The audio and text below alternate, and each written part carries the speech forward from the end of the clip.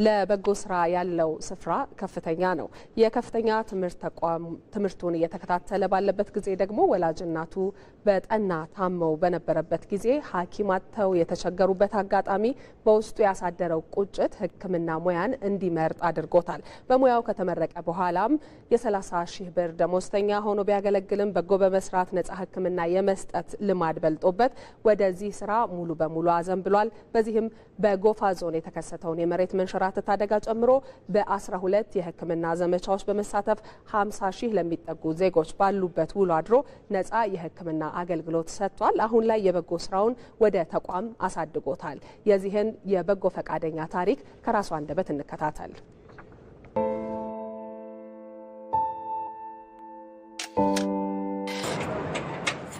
ዶክተር ልሳነ ወርቅ ኮንሴቦ እባላለሁ። የራዲዮ ተቋም መስራችና ስራ አስኪያጅ ነኝ።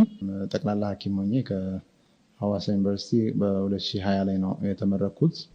ከዛ ያው ካለኝ ተነሳሽነት ወደ ህብረተሰብ ጤና ላይ አዘን ብዬ ነው ያለሁት። አሁን ሂማኒቴሪያን ሪስፖንስ ላይ ከሃርቫርድ ዩኒቨርሲቲ ሰርቲፋይድ ሆኜ በሂማኒቴሪያን አገልግሎት ሰብአዊ ድጋፍ እየሰጠው እገኛለሁ።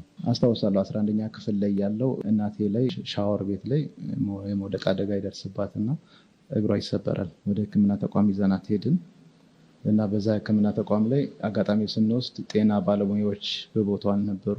ጠበቅን። ደግሞ ይሄ በእግሯ ሲሰበር የምትሳሳየው ሪስፖንስ እኔ ላይ በጣም ፔን ፈጥሮ ነበረ። ሌሎች ታማሚዎችም ሐኪም የለም ብሎ ሲጮሁ ትዝ ይለኛል። በዛ ሞመንትና እልህ ያዘኝ። ከ3ኛ ከ4ኛ ዓመት ጀምሮ ተማሪ ሆኜ ጀምሮ እናቴን ሰርቭ ማድረግ ጀምሬያለሁ። ኦልሬዲ ቤት ሄዳለሁ፣ ሕክምና ሰጣለሁ የሚያስፈልጋትና እሷም ደህና እየሆነች መጣች። ጥሩ ለውጥ ያየው እኔም ሳቲስፋይድ የሆንኩ መጣውና ከተመረኩ በኋላ ለምን ለአንድ ለኔ እናት አገለግላለሁ። ከተማ ጥዬ እዛ በረሃ ላይ የኖርኩበት ምክንያት በረሃ ላይ ያሉ ሰዎች እኔን ይፈልጉኛል፣ አስፈልጋቸዋለሁ። ኑሮ ከባድ ነው እውነቱን ለመናገር ማለት ነው። ግን አልኩ የኔ የመኖሬ ሪዝን የመማሬ ሪዝን ቅድም ያልኩ ችግሮች ናቸውና 12 ያህል ካምፔኖች ማለት 12 ያህል ዘመቻዎች እስከ 50 ሺህ ያህል ህብረተሰብን እስካሁን አገልግለናል ማለት ነው። እነሱ ጋር ስትሄድ የእነሱን ችግር እየተቸገርኩ ነው የምወጣው።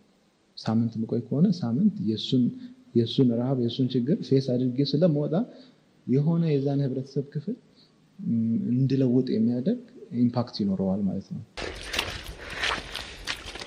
እኛ ማደሪያ ቅድም ነገር ያለው ማደሪያ አተን ነበር ጎፋ ላይ። ግማሹ አምቡላንስ ላይ እያወራን እየተጫወትን ውስጥ ያለው አምቢሽን የሆነ ኢንትረስት ስላለ ያቺ ታርጌት እስክትመታ ድረስ ሌላውን ነገር ዲሴንሳይዝ ትሆናለና 200 የሚያህል ሰዎች እዛ ጋር ተቀብረው ሞቶ ህዝቡ እያለቀሰ እኔ አልጋ ብዬ ወር ደግሞ የሚመች ቦታ ብዬ ለመሄድ ትንሽ ይከብዳል። ከእቅዴና ከዓላማዬ አንፃር አሁን አቺቭ አድርጌያለሁ ምለው አይደለም።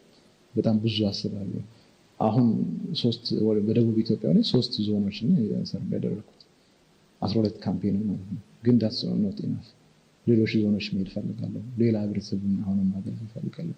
በቃ ይሄን ያህል አቺቭ የተደረገ ይሄን ያህል እየሰራችሁ ከሆነ ኦርጋናይዝ ብትሉ እና ጤና ሚኒስቴርም የኢትዮጵያ ህብረተሰብ ጤና ኢንስቲትዩትም እዛ ላይ ከኛ ጋር አብሮ ሲሰሩ ነበሩና እኛ አሁን ተቋም ሆነን ላይሰንስ ሆነናል። አደጋ ጊዜ መስጠት፣ ህብረተሰብን መልሶ ማቋቋም፣ አሁን ቀደም ያልኩ የድንገተኛ ጊዜ አገልግሎት መስጠትና በህብረተሰብ ጤና ላይ ህክምናና ኒውትሪሽን እና ሄልዝ ላይ ፕሮግራሞች አሉ። ወደ 4 ፕሮግራሞችና እነሱ ፒላር አድርገን ነው እየሰራን ያለነው።